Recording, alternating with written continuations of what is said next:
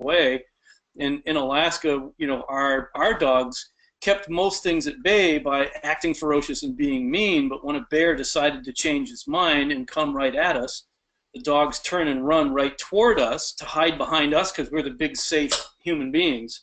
And that way they just bring the bear right to you. So it's not always a good idea to have a dog when you have bear situations. But what we're talking about for those who are listening is last night out at Mountain Sky Ranch, they had a bear. What was that story like, Deb? Well, the story was like, let's walk up the hill and look at the bear and see where it is without taking anything to defend ourselves with. There's a bear up in the chicken coops right above our alpaca pastures. So our oldest Pyrenees was up in the corner of her pasture barking at it, and Wayne was busy telling me not to turn my 3 Great Pyrenees loose on the bear. The 2 younger ones have never encountered face-to-face any predators. My female actually has taken on coyotes and won the battle, so she does know her job. She's never taken a bear on, though. Yeah, it's a different story. And actually, it was a what? This bear was a little too laid back. He didn't approach us, but didn't seem terribly upset by our presence and didn't seem upset by Miley's presence. So that was a little concerning to us. Well, that sounds like definitely a acclimatized bear, maybe one that hangs out at campgrounds and steals from campers and all that. Right. And once it works its way up the road to the campground at the lake, then Department of Wildlife will come and capture it and move it. Right. Yeah. That's actually one of the things that we'll be experiencing more and more if we're doing restoration agriculture type projects. The more back towards natural systems that we turn things, we're not only going to create good habitat for human beings, we're going to create good habitat for, you know, more deer, more coyotes, more, you know, turkeys, more bear. So we'll discover in person some of the reasons why our ancestors eradicated a lot of these creatures. Because, you know, bears are no fun when they come into your house. Trust me. I'll show a picture. I'll get a picture next week or so of what it looks like inside your house after the bears come to visit.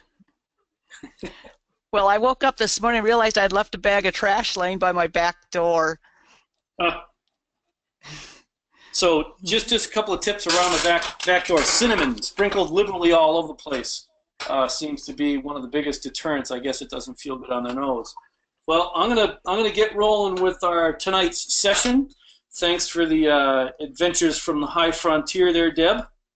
My adventures were no less adventuresome, but this afternoon I was prepping for this webinar here, and there was a front of storms, thunderstorms going through mostly to the north of us, and then within 10 or 15 minutes, I watched this little cloud on the western horizon just start to like boil and explode, and it turned into this massive, huge storm that almost laid the trees down on the ground. And I know that the wind went higher than 150 miles an hour because our wind turbine shut down. And the building I was in, if you're looking at this front page right here, that building right there was broadside to the wind. So I just got in my car and I got the heck out. And so I haven't been back since the storms went through. There was at least an inch of rain at the time, and it only happened in like 15 minutes. So if it was a quick storm, we got an inch. If it lingered for a little bit more, we got more than an inch of rain. So I'll keep you guys posted on that later on. And so why don't I dive right into this? We're continuing with some case studies here. You know, basically trying to go from theory to practice. You know, the first year of my webinar series was all about the basic introduction to forest ecology. And those of you who haven't gone through that, I like to actually assume that you have a background and understanding of basic forest ecology principles from stand establishment to succession, all the various different stages of ecosystem development, whether it's a humid site or an arid site. and that goes hand in hand with soil development. And we'll go right to our second slide, I think is the one right here. So those of you who haven't gone through the forest ecology curricula, please consider doing so. So this is the basic, the as we know it, a more whole approach to soil. It's not just about the dirt that actually exists, and nature itself actually creates soil. The natural succession process creates soil. Bare rock on the side of the road will eventually get covered with lichens and moss. Its bodies will decay, and that all the decaying plant bodies is the litter that's being deposited on the soil strata, and the litter is the carbon, which becomes food for the soil food web, the decomposers, which chelate the mineral, whether it's solid rock or rocky subsoil, and those minerals are now taken up into the decomposers' bodies. The decomposers excrete nitrogen compounds and other compounds as well. Animals, of course, will graze or browse or eat one another, and they'll defecate and urinate and die and decompose, and all of those products become food for our plants. And then, of course, there's precipitation, dry precipitation and wet precipitation. Dry precipitation is all the dust and things blowing in from somewhere that get captured on leaf surfaces, on the plant surfaces, on bark, etc. And those all add to the nutrient component on the site. All sites experience disturbance, and what we're doing here, going from theory to practice, is if you take a piece of nature anywhere and just leave it alone, stuff is going to happen to it. Large animals, for example, are going to come through. Bison used to come through and trample the dickens out of everything, almost coast to coast. Fire can come through and be light surface fires or destructive crown fires, grass fires, etc. Windstorms can come through, just like the windstorm this afternoon at my place, and knock trees over, uproot things, make pit and mound micro landforms. And what happens when there's a disturbance is the nutrients that are held within the bodies of the plants now get released into the system. So this is nutrient buildup within the biomass, and this is release of nutrients. And at this release of nutrients, this is now going into the soil. We can design our systems so that when there's a natural disturbance, we won't have a net loss of nutrients from our system. We'll suck them up somehow with other type of plants. And this is a crude opposite sine wave situation here, whereas if we have pasture established underneath a system that starts with no trees on it, we plant it to eventually be a 30 to 60% canopy closure wooded grassland, a savanna. And at first there's not much biomass in the woody biomass, and then as the woody biomass increases, closes the canopy, the grass layer starts to decline. And then at some point in time, there's either a natural disturbance or we disturb it with a chainsaw, with a chipper or a forestry mulcher or something, or even a saw or pruners, and we let more light into the system so our pasture recovers.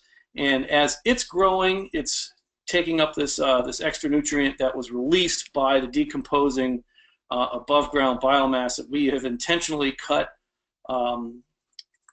and dropped to decay on the soil. So as our woody component increases, the grassy component decreases. And then as the woody component is disturbed, the grass component increases, and the two pulse up and down opposite to one another.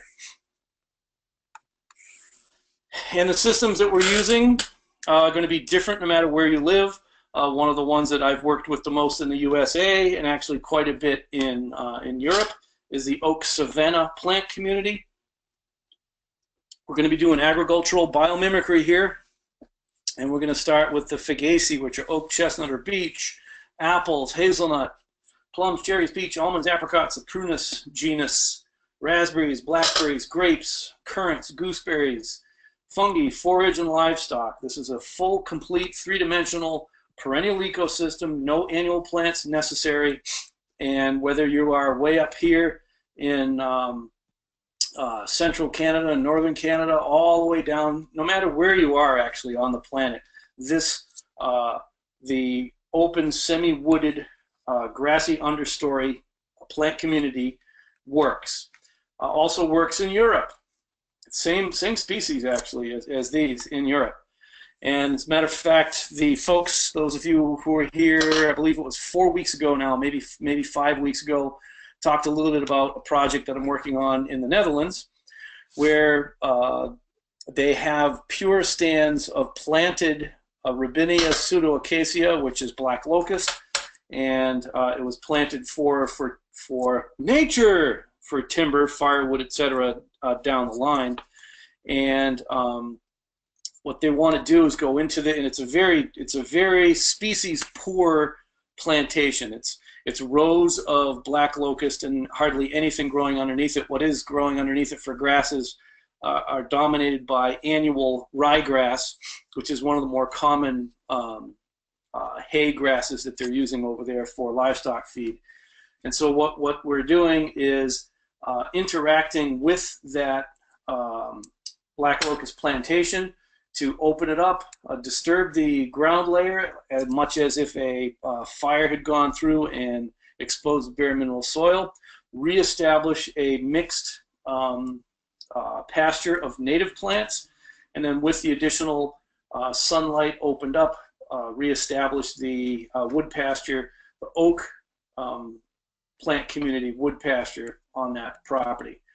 What's fascinating, just a couple weeks ago was the first time I actually got to look at this book here, Drawdown by Paul Hucken. What's fascinating about this is he goes through all these different techniques by which we can take carbon dioxide out of the atmosphere.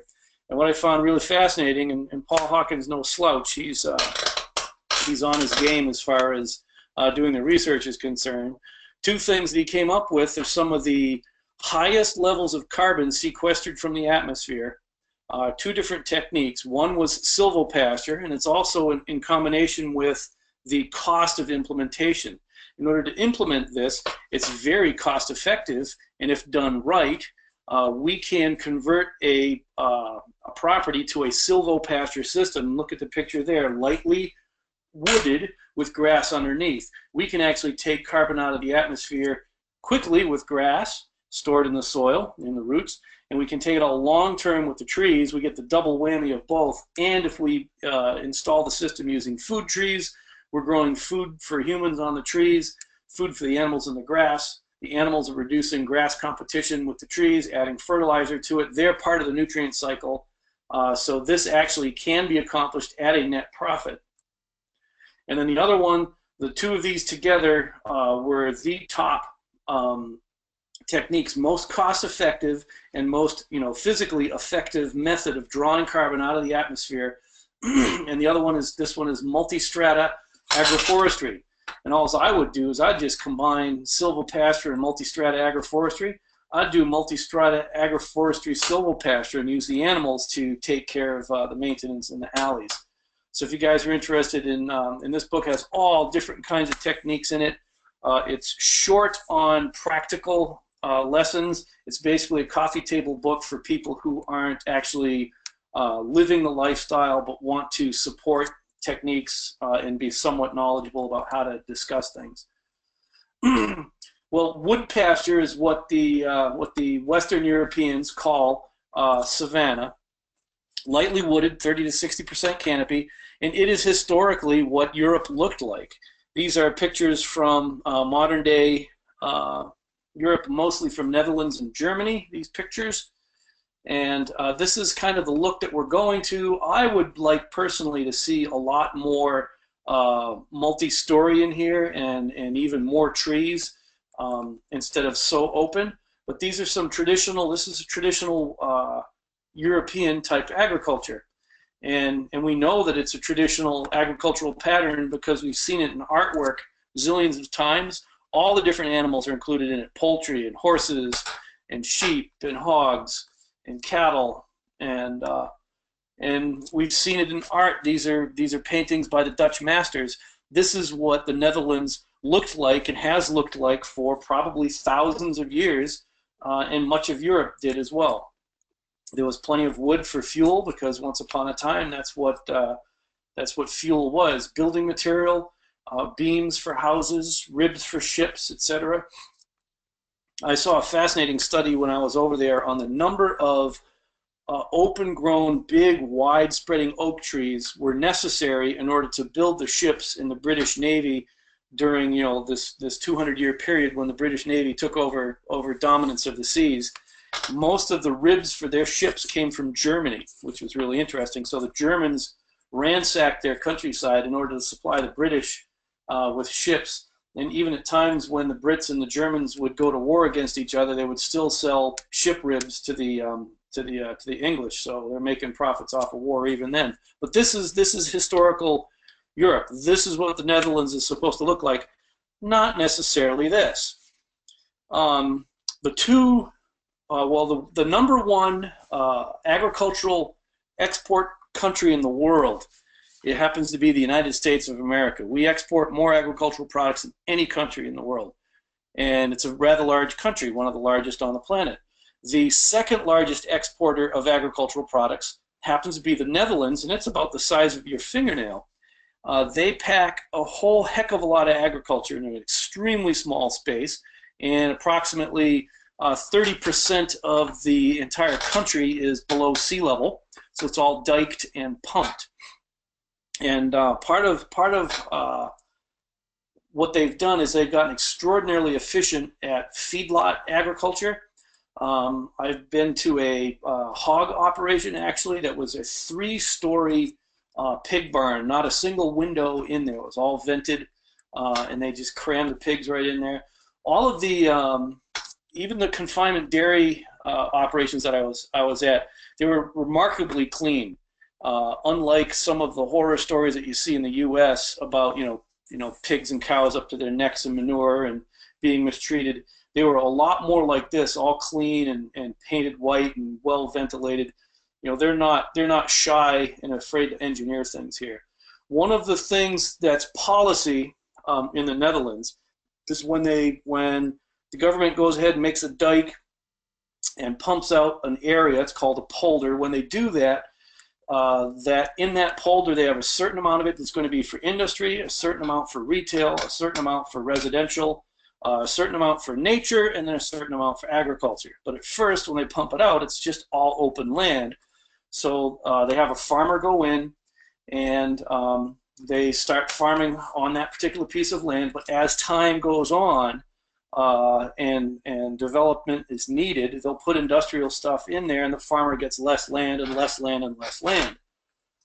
Situation with several different people that we're growing with or working with right now over in the Netherlands. Like, look at this upper right property over here. You see all these trees that are in this area here. They have certain portions of the property that is deemed nature. It's called nature. You're not supposed to do anything to it. It's just planted to trees, and you leave it alone. It's for wildlife, etc. That's what one of these black locust plantings was at this project that we're working on. It was planted as a nature planting. However, it's a plantation, and it has hardly any nature going on. It's got basically black locusts, some sedges, and some annual ryegrass. So what happens when development increases, the farmer needs more agricultural revenues in order to pay their bills, and so there's a number of folks that are attempting to get the government to allow a certain way of interacting with this nature block. See down in the lower left here, this is all planted to nature. This will all be solid trees, and they can't do anything to it. And of course, it's all ditched and diked and straight rows of everything. This is, confinement agriculture outdoors. However, there are some folks that are forging new ways of doing things, and one of the guys is Walter van Eyck, or Eck van Eyck. I think it's Van Eyck, and it's pronounced more like Walter than it is Walter. And it's the Kettlebrook Food Forest. I've been to Kettlebrook, I think 3 times now, and what's really fascinating, I mean, a lot of folks have heard me rail about how ridiculous the concept of food forest is. For one, a forest, being a closed canopy wooded system, is not the most photosynthetically efficient or effective way of capturing sunlight. We'll get higher yields when we have an open canopy. And then a lot of the food forest systems that I've seen around the world have, like, you know, 2 or 3 of this tree, 2 or 3 of that bush, 2 or 3 of that vine, and most of them aren't like staple food producing plants. Well, Kettlebrook is a classic example of just about everything that I rail against about food forests. It's got onesie twosies, you know, 3 of these, 4 of those, 5 of these. He's using all kinds of non-natives. He's got bananas in the Netherlands. He's got, he actually smuggled a certain kind of mulberry out of, you know, one of the Stan countries, Turkmenistan or whatever, in order to plant them there. So he's introducing non-natives. And this is probably the straightest row in it to be able to walk down. Extraordinarily inefficient for harvest. And it's 2 acres in size. It's actually pretty big for a food forest project, and basically he's done it mostly all by himself. Part of what I think is not necessarily a viable economic model for folks is the fact that his marketing involves having a handful of chefs at super high-end restaurants come out, and so this is Walter, and then this is a chef who's harvesting that particular plant. And notice the little Tupperware container here. He'll harvest like 5 or 6 of these little plants of all these different things, and they'll spend like 2 or 3 hours walking through the food forest harvesting these plants, and he'll do it with, you know, with half a dozen or so chefs. And because of what the chefs charge their customers, they're happy to pay Walter way too much for his product. And this is actually a somewhat profitable venture. He does a lot more tours and that sort of thing. There's also a person who has wild pollinator bees who pays Walter rent to store his colonies there. And so he's got a couple of different revenue streams going on. It's direct to retail, majority plant-based, lots of tours and lots of education. What's interesting about it is most of the farmers around it are annoyed with it because it's just, to them, it's a mess, and the Dutch sentiment, of course, is very straight and neat rows, and everything looks perfect all the time. This is too messy for a lot of people. He's got a lot of not public support. What's the opposite of public support? There's a lot of people that don't like what he's doing because it's such a mess, and involves non-natives, and is not a practical model for farmers to adopt. This is like what the farmers all around him look like. All their properties are ditched, etc. What he did with this one ditch that came through, there's a pipe that comes underneath here. Where this water comes onto his property, you have to keep passing it through so it gets to the lowest point. Then it goes to a pump station. What he did is he introduced a meander. So he gave it a meander again, introduced a couple of ponds, and he widened up a floodplain. He made a huge floodplain with all these different wetland-loving species. And what's really interesting is a year ago this spring, he actually saved a bunch of the neighbors because there was a whole bunch of storms came through, the pump station was overwhelmed, everybody was flooded. Well, Walter's property took most of the flood, and this farmer right here had his crops saved because all the water was stored in this little wetland over here, and the wetland loved it.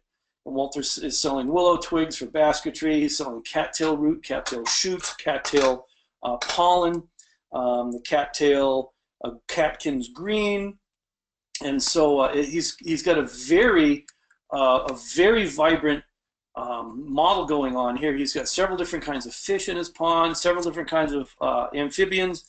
He's got a stork nesting there. What is amazing also about Walter, he's a biologist.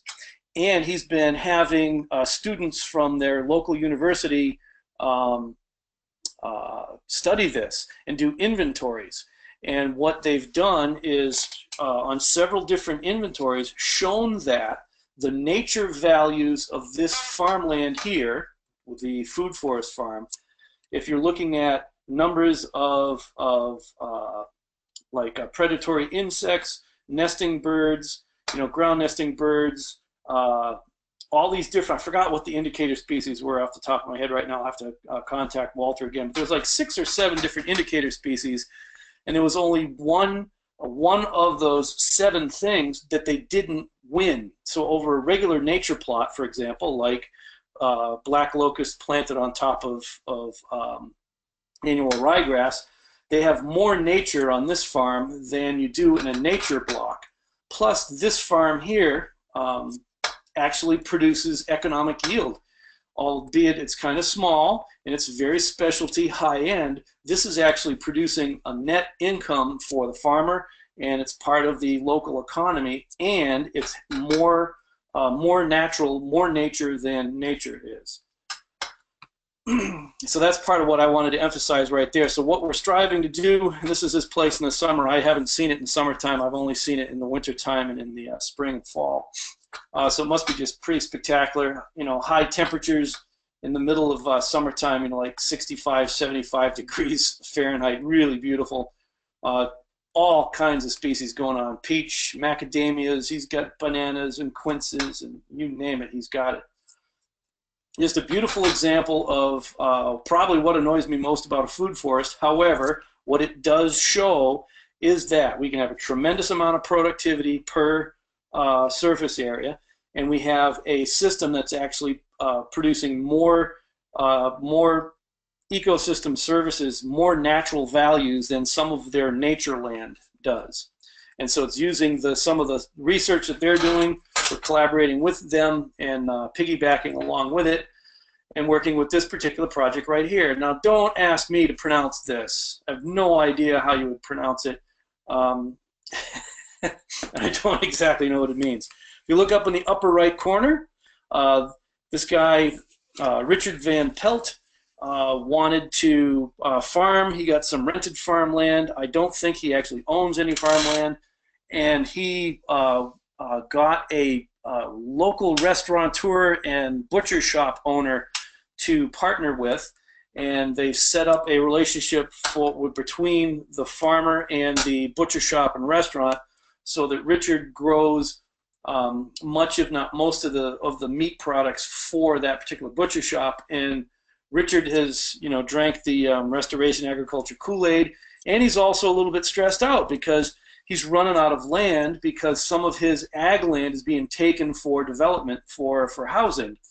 And so he has gotten permission to go into some of the nature land and do this experimental work to convert from a monoculture black locust plantation to a diverse European wood pasture. They do everything from cattle and hogs and sheep and chickens. They do farmers market because they have the access to the butcher. The butcher will cut the meat and process it. Be frozen, and they'll haul this trailer in the tent. They'll go to farmers markets. They also will do events. They'll cater to you know, weddings and parties and all that kind of stuff. They sell to several different grocery chains, and since it's all done at a official butcher's shop, it's all legal and legit to sell. And so the partnership, what I really like about it, it's a collaborative venture. The butcher wants to have a steady supply of product, so he partnered with a farmer. Well, the restaurateur, the reason why it's the restaurateur who wanted to make sure that he had a steady supply of predictable meat. He was the one who originally invested in the butcher shop. Well, then once you had the restaurant and the butcher shop, well, that's not far enough. Now you've got to invest in the farm that supplies the butcher shop. And so this is part of what they do when they're setting up for an event here. And so this is Mariska Slot. She and Richard are the primary workers on this situation. On the Fierce Forest is the English translation of it.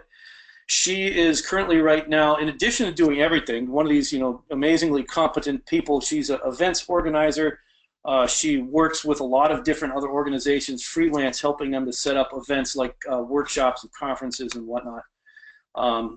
She also helps with the marketing with the Fierce Forest Project, and she's working on her master's degree in ecology and is doing a case study on the conversion of their black locust plantation into a wood pasture situation. And this is Richard with his kissing cows and his little piggies.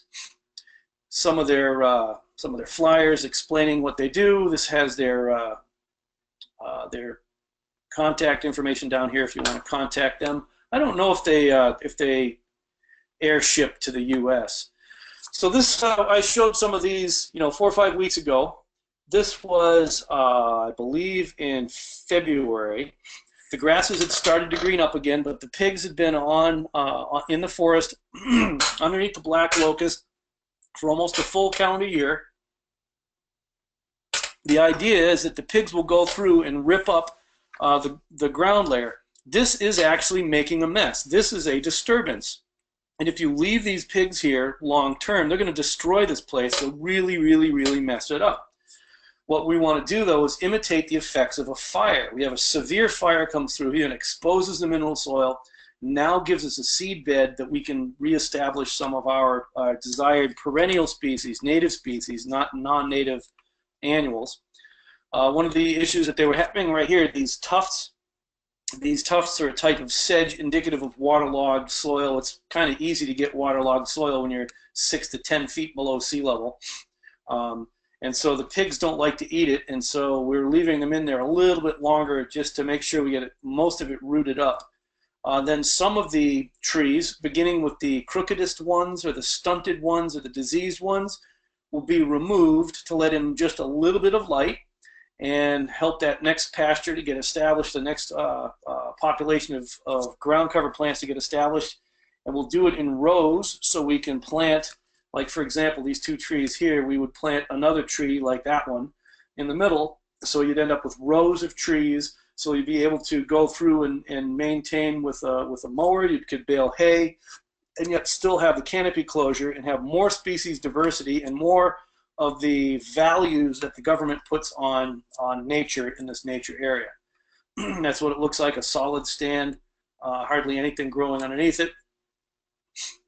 And nice, a lot of the debris, a lot of wind gets in there, knocks them down. These trees are very unhealthy. It's not a very productive system at all. It's the wrong place. And this is after we've left them in a little bit, the pigs a little bit longer. Look at all the hoof impact and all the little manure all over the place.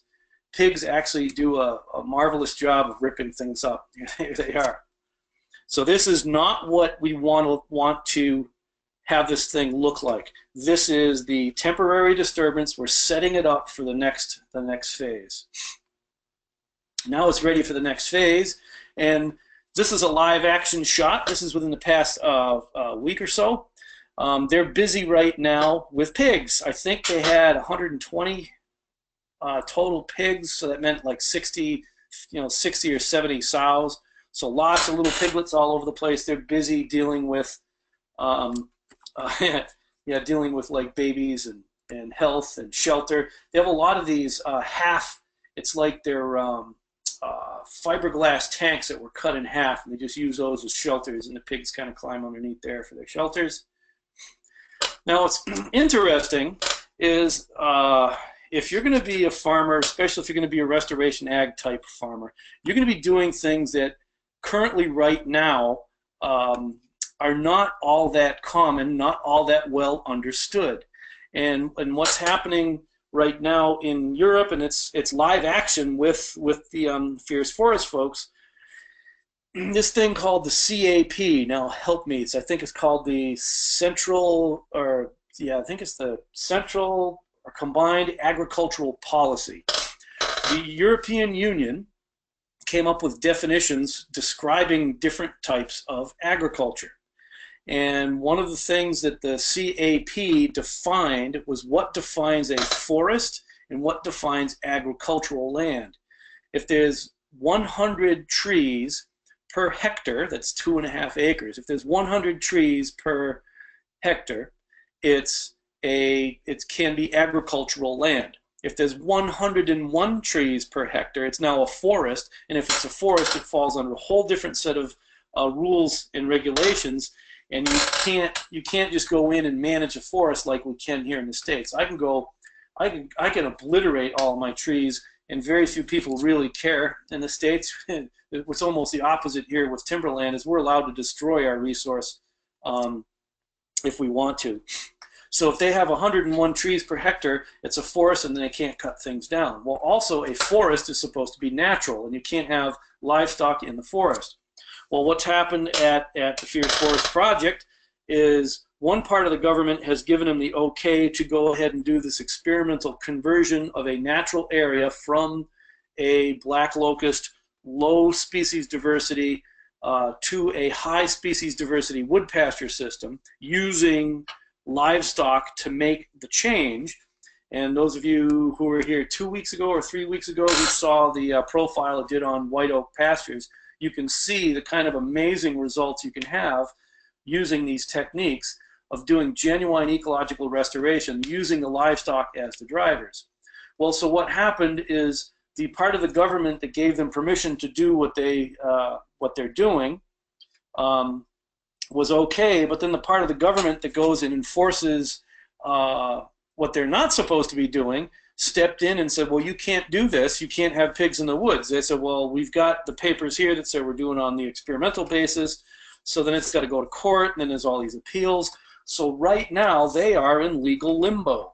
And you know how fast lawsuits and politicians work. Not only are they dealing with the small country of the Netherlands, it happens to be at the European Union level. So they are in a fezzle, shall we say. Ecologically, I think that what we're doing, well, I know what we're doing will work as long as they do it right. Short term, like if we go look at this, that's a mess. And if I was one of the guys whose my job was to defend nature and to fine farmers who are destroying the nature by putting livestock in the woods, this is worthy of a fine. However, what that guy, the nature defender guy, doesn't know is this is the disturbance phase. It's phase 1. Phase 2 is now reestablishment of the next successional phase. And that's what Mariska's work and Walter van Eyck's work is all supposed to do as we submit all the documentation describing the practice as we're rolling it out. And one of the things that happened, this is the owner, or the main investor. He owns a restaurant and the butcher shop. That's his wife. There's Richard Van Pelt. There's Mariska. And this fella, I forgot his name, but he was a riot. He's a real jokester. He had to stop working with Mariska and Richard because they haven't been able to cycle as many animals through because of the legal pressures, and so they had to drop a salary, and so he had to go. And I don't know why they're drinking beer. Maybe because it tastes good. So meanwhile, there's still pigs and cattle and sheep on their various different properties, and Mariska continues to count and weigh and measure. Hopefully she's busy as can be counting nests of birds. Birds are an indicator species. They're the canary in the coal mine, so to speak, and we want both our bird populations and our amphibian populations to increase in number and diversity. Next project that we checked in with a few weeks ago, this is in south central Wisconsin. It's a former sand mine. You can see all of this this brown exposed right here.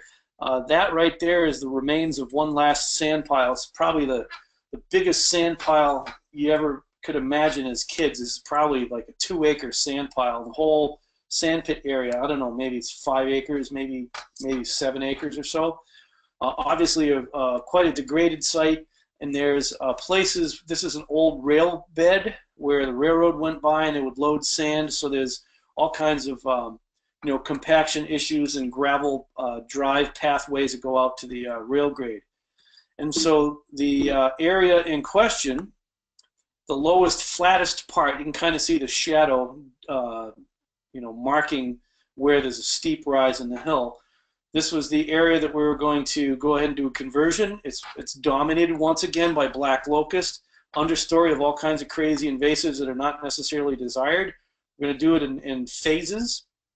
And so we'll do a year 1, year 2, year 3. Year 1, we're going to do just like we did at the Fierce Forest in the Netherlands, get the pigs in there and mess it up. We want to disturb that ground layer so we can now get a new succession established.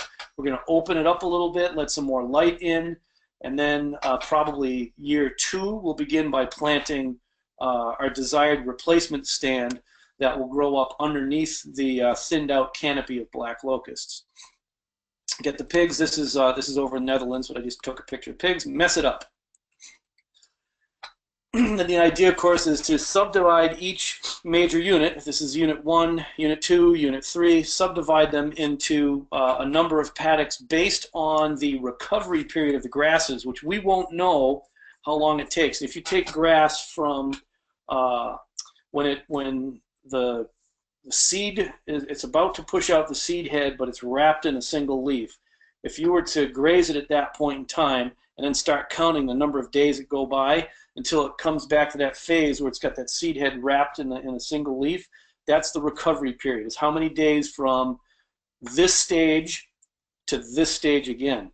And depending on what the recovery period is, we'll subdivide this up into a number of units based on the recovery period and then put in same amount of animals but in a smaller area and move them through much more quickly. And so instead of ripping up the whole entire bottom of this ground layer of this all at once, we'll move them in and march them through in the course of a season, so they'll rotate through this, and the whole thing won't be disturbed and blacked like it will be after the first phase. So what's happening at this project? Well, one of the things they decided to do first, and I think it's a really good idea, this pathway that goes along the bottom part of it, is periodically through here, and Jess is the woman's name who's the main person in charge on this project. I'm going to put a post in the ground at certain places, and then that's going to be a post where you sit the camera on top of the post and you take a picture, because we want to take a picture of the same place from the same angle over and over and over again through the years as we unfold this project. And so then we have a good reference point to go from. And then also from my perspective is I can help to coach them online by looking at pictures and seeing what I see instead of just flying blind. Well, so some of the first phase that happened is this red line, the perimeter fence around the area. I guess the lower perimeter fence was a little bit easier putting it in, but then putting this one in through here was quite a challenge, and I don't think they're quite finished with it yet. And the debate that they were having amongst themselves, Jess and the other farm worker guy, was do we have these on a slight slope moving to help encourage the water to go in one direction or the other, or do we just put it all perfectly on contour? And then I know that once we turn this corner this way, it'll go uphill as we go down towards the bottom of the screen. So those are some unanswered issues as of yet. So as of a month or so ago, this is what it looked like. The leaves hadn't come out yet. A lot of light penetrating through. We can see garlic mustard, one of the main invasive species in the area. There's a lot of buckthorn in the understory, also a non-native considered invasive. A lot of honeysuckle. There's a lot of the native box elder that's in here as well. So that was 3 or 4 weeks ago. Another one from 3 or 4 weeks ago. Now this exact picture from the exact same spot, or really close to the same spot, taken just last week. Look how much darker it is. The leaves have totally come out, and this is the understory. So next phase, probably the next few pictures, once they get that perimeter fence in, we start looking at this again, and the pigs will hopefully make quite a mess out of this. Some of the things that we want to pay attention to before we have the site disturbance with the pigs. We want to look at what kind of species were thriving here anyways, of desirable species. We've got some black raspberries that are doing well here. There's some valerian, which is a medicinal herb that's doing quite well. We've got, non-natives and invasives. There were grapevines that were doing quite well, so there's grapes that do all right. Of course, there's grasses in here. They're suffering because of the shade, but I see a lot of raspberries in this picture. That's a good sign. We've got some different kinds of vetch. This is a type of a prairie vetch. We've got milkweed, so this is good diversity for a monarch habitat, monarch butterflies, and then obviously we still see a bunch of grass in there.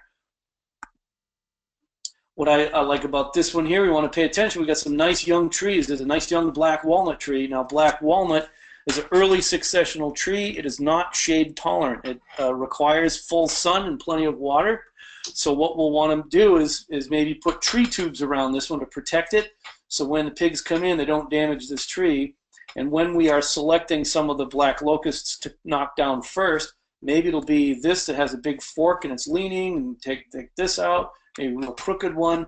Maybe open it up just a little bit so that that walnut gets a little bit more light, and not so much light that it branches out big and wide, but just enough light so it'll shoot straight up and continue in its nice straight pathway. So what we'll want to look for is we'll want to look for some of that advanced regeneration, which is that next generation of forest that's coming in here, especially the more diverse species other than just black locusts, because we know as soon as we start cutting black locusts, it's going to sprout from the roots. Any seeds that have fallen on the ground are going to do very well. So one of the goals of both sites, the Netherlands site and the site in south central Wisconsin, is to make sure that we have alleys that are wide enough so we can get in there with a finish mower and at least once a year drive through and mow it so we can manage the resprouts. Now, you know, just about any time we ever talk about resprouts, someone usually brings up goats. Don't bother to do it. Yes, goats will help to control resprouts, but they also eat just about everything else. And there's no place that I've ever seen yet where goats had been used as effectively as a finish mower to control resprouts. What we want to do is get enough sun in here, get a good grass growing, good dense sod, so the grass begins to outcompete too much regeneration coming back, and then the mower once a year or so, just to make sure that those tree roots on the little resprouts don't gain too much headway, and eventually they'll disappear. And then we can have it replaced, excuse me, with like here, black walnut. There was a lot of oaks, various different kinds of oaks in the area. There were hickories, at least two or three different kinds of hickories in the area. So we want to favor the mast-producing trees, mast being feed for livestock, and also they're higher value timber than black locust. Once again, look for your, the advanced regeneration of the residual plants left behind, because these will tell you what wants to grow here. And so once we do clear out this understory, what will we replace with? And or do we want to protect certain patches? Do we want to put a little fence around this patch of raspberries to defend those raspberries? And as we went around the far corner where I said it was going uphill again, it opened up a little bit. And so now we have a situation here where we have the grasses are doing just fine. And so if we had something that wasn't this thick with trees and something that wasn't this thick with grass, but halfway in between, this grass has some trees in it, and that those trees have grass underneath it. Also notice some pines on the right. I do believe they're also going to be planting, strategically going to be planting some Korean pines for pine nuts. And then back to New Forest Farm, once again, same situation where we've got this locust overstory. This was a hay field 22 years ago that we planted, after a couple years of hay, we planted chestnut, and there's a couple of shagbark hickories in here that we got from Calvin Coolidge's front yard in Vermont. And actually just a few weeks ago, my wife and I visited that particular spot in Vermont, Plymouth, Vermont. Beautiful place, way the heck up in the mountains. I mean, this guy was a serious mountain boy, well-off mountain boy with, fancy carriages and stuff like that, but it's a really out there property. Then we also planted hybrid poplar, white oak, and we direct seeded black walnut. And the idea, once again, was to have nut-producing trees over the grass, a silvopasture system. And we had grazed, once we planted the trees, we had grazed cattle in there. Maybe they went through at least once a summer. Sometimes a summer would go by, there'd be no animals in there. Sometimes a summer would go by, they'd be in there 2 or 3 different times. And then whatever came in, we let it come in. And what mostly came in was black locust from across the street, which I don't really appreciate, but we let it grow. I didn't fight against it. Let it grow and allow it to act as nurse trees to provide competition for the trees that we planted, so that our trees had no place to go for light except straight up. And then this winter, I started thinning it out and pulling aside the larger material for poles and for firewood. It's not really all that good for inoculating with mushrooms, although I've heard that people have done shiitake on them. I have not tried shiitake, so I can't confirm whether that works all that well. And sum total so far, I still have a whole bunch of wood laying down there I haven't recovered yet. So far, I've pulled about 2 cord of firewood out of there.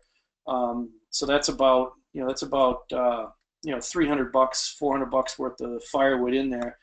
And I've inoculated the ground before mowing the branches, inoculated it with Stropharia mushrooms. This particular photo right here, we're going to go to again.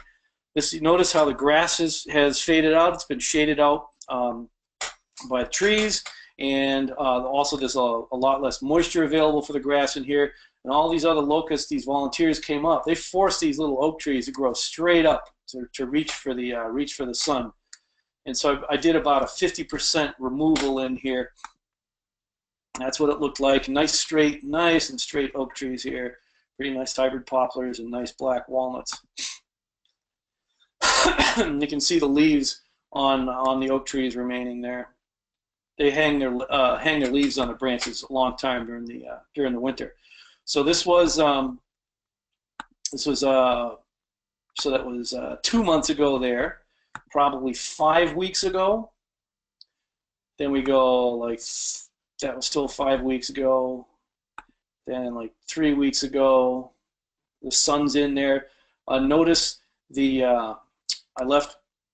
There's still some large diameter material in there. All the branches are still in there. I wanted to have enough space in between the trees so I can get in there with my tractor and my flail chopper to chip up all the branches. The branches will be litter that falls to the soil that decomposes. That's part of the fertility cycle. Where there was enough sun out here, and you see some of the branches left behind, there was just as many branches out here as there is in there, except that I've driven by with the flail chopper once and chipped them all up. These green trees, the green leaf trees right here, this is hybrid poplar. They've already been coppiced once. They were cut in 2011 and milled up into, no, it's 2009 actually, and milled into boards, which are the framing material for our cider mill building. I'll go ahead and I'll drop these later on this summer, and this will mostly become oyster mushroom logs, and then that'll totally expose these oaks and chestnuts and black walnuts, so they'll grow.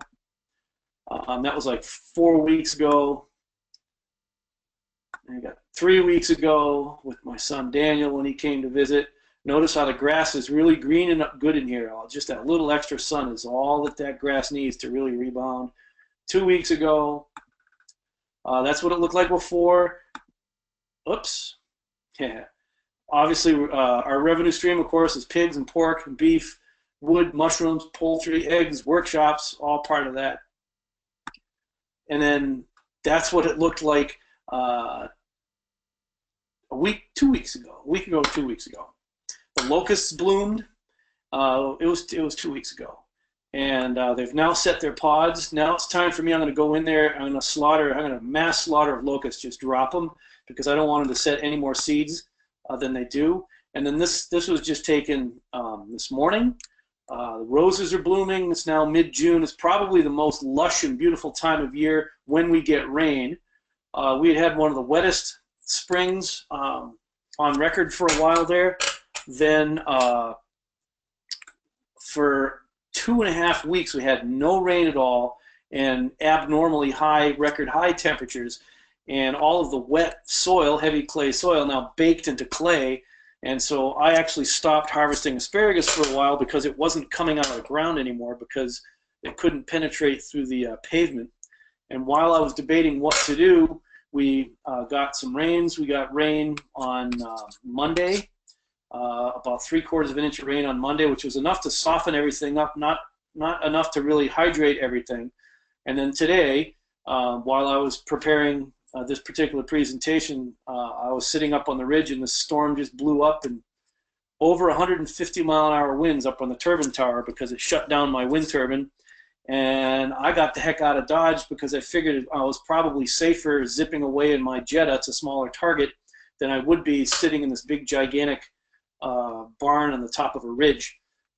So I have no idea what it looks like. There was at least an inch of rain in 15 minutes when I left the farm. And so if it was just a quick little single cell that just dumped on us, we got an inch plus. If it kept raining, who knows how much we got. Hopefully it wasn't too much.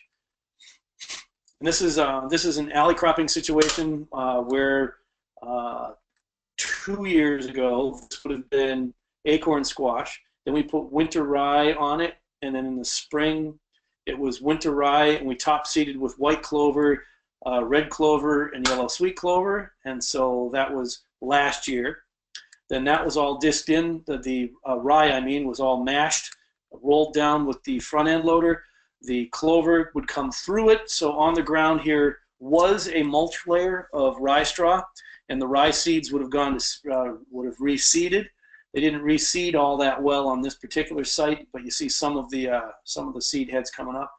And then what rebounded through the straw was all the clovers.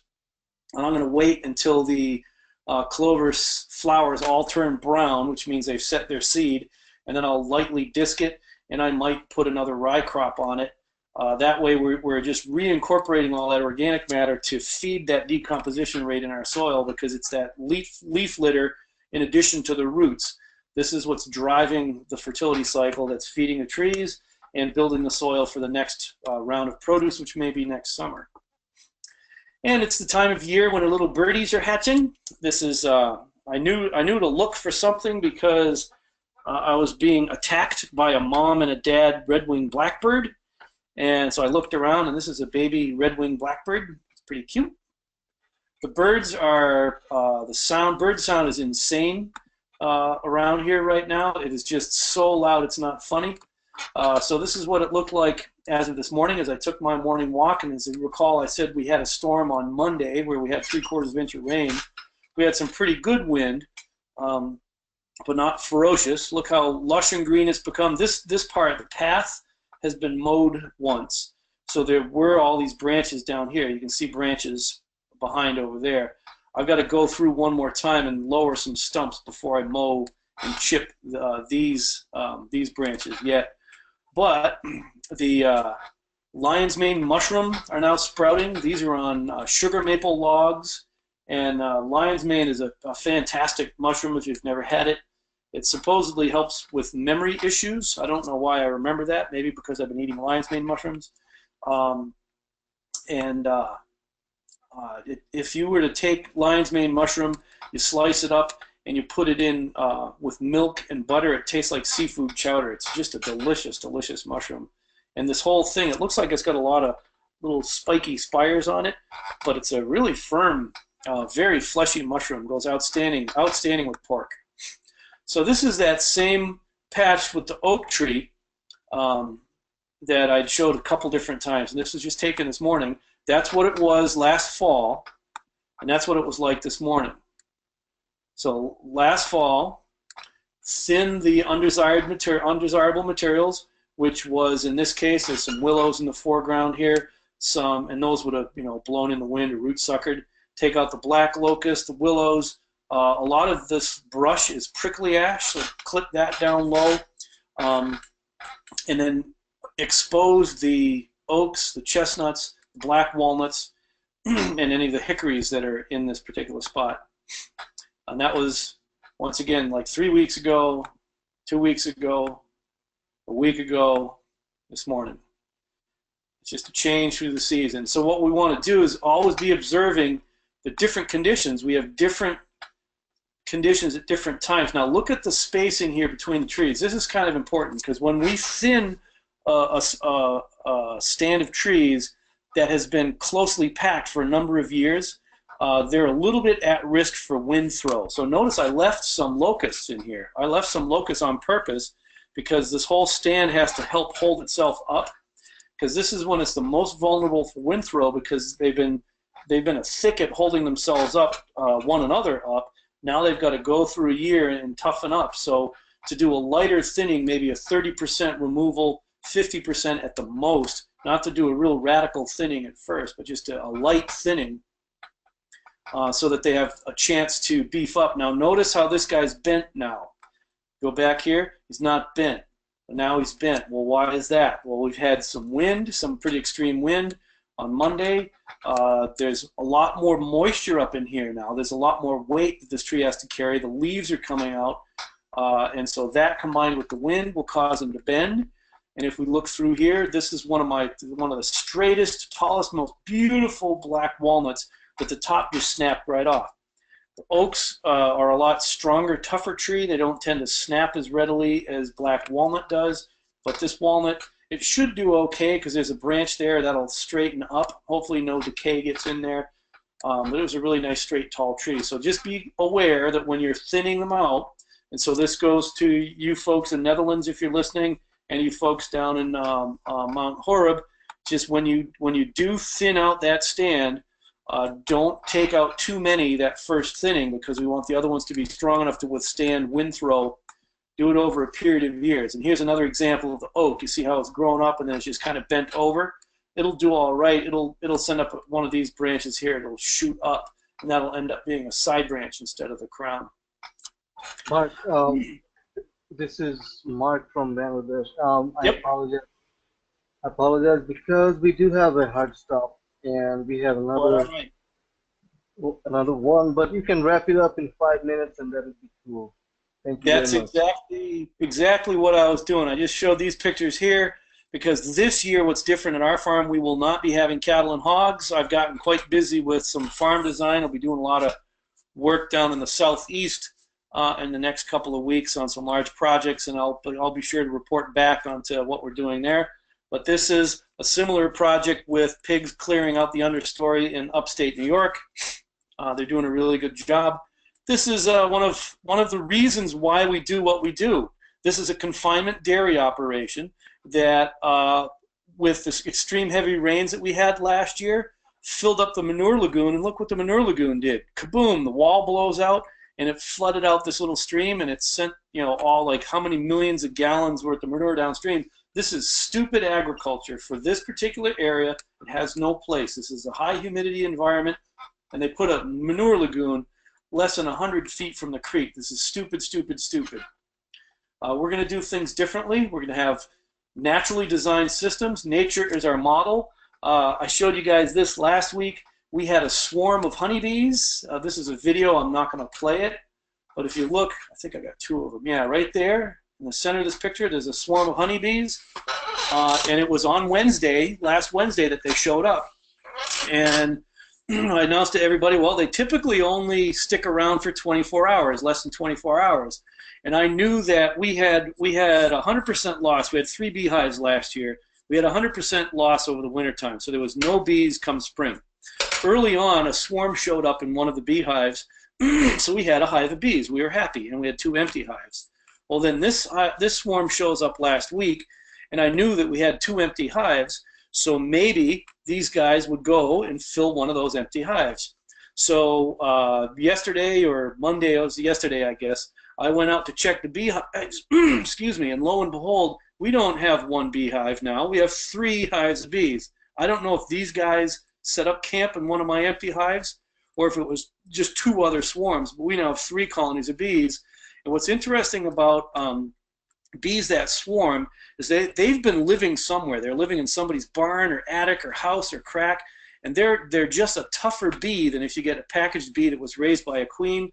There's other issues with how the queen is produced that we can get into at some other time, or maybe have another bee person come on and do a presentation. But anyways, catching a swarmed bees are much, much more rugged and resilient and tougher and more survivable than packaged bees. And so with that, I'll wrap it up. This was last week's dinner, which was, the pork chops, lion's mane mushrooms, and grilled asparagus. Tonight I have soaking. I'll have it tomorrow night on the grill. I have a chuck roast that's in a marinade of papaya, apple cider vinegar, honey, tamari, garlic, ginger, and black pepper, red pepper, and we'll have that tomorrow night. Of course I'll take pictures, and of course more lion's mane mushrooms. So if we got enough time, Mark, and if there's anybody who wants to ask a couple of questions, I'll take a question or two. And this was rehabbing clear-cut land. What's the maximum slope before the land is more hassle than it's worth? Well, John, I happen to have started with clear-cut land up in northeastern Maine, and some of the land on that clear-cut was vertical, and it wasn't a hassle at all. And what's interesting about the vertical spot on the land, they clear-cut it, and when they dragged all the trees downhill, it scraped all of the duff away from the rock, and then, of course, any rain got in there and just washed it clean. So what was forested before then became this bare exposed rock on the north side of the hills. So what I did is I walked up there and I just took acorns and I would stick them in cracks in the rock, and then I would take white pine seedlings and plant white pine seedlings. I planted a lot of chestnut, and you just replanted the trees. And another thing with maximum slope of the land is if you're going to rehab it and actually use livestock on it, I've only known once that a bovine has fallen down a slope to his death, and it was a Jersey steer named Gundrum, and he was in Italy, like in the Piemonte region. It was sheer cliffs and terraces all the way down, and I have no idea what happened to this guy, but he just slipped and fell. So cattle don't necessarily care how steep the ground is. So if it's worth it, what's worth it to you is it affordable? Can you afford to purchase that piece of property? And what's nice about degraded land is if you can take land that's not just worthless, it's worse than worthless, it's going to be a big hassle for somebody. If it's worse than worthless, you do any ecological rehab on it, the turnaround is going to be that much greater. So if you're taking, for example, if you bought high value land at $5,000 an acre and you were able to gain $1,000 an acre by what you did, that's a nice little gain. It's cute. Well, if you got land that was like at zero worth and you gained 1,000, that's a lot more gain comparable to what it was worth. Well, then if you have land that's absolutely worthless and even a liability to somebody, and you can ecologically rehab, if you can take a cliff and turn it into a productive agricultural and natural resources property, that's real gain, and you've done something really, really incredible, and it's worth it. So, So thank you, Mark. Thank you very much, and that's all the time we have. I'm afraid we'll have to cut here tonight, and we'll all catch you on our next webinar. Thank you. I'll talk to you guys next week. See you. Bye. Thank you.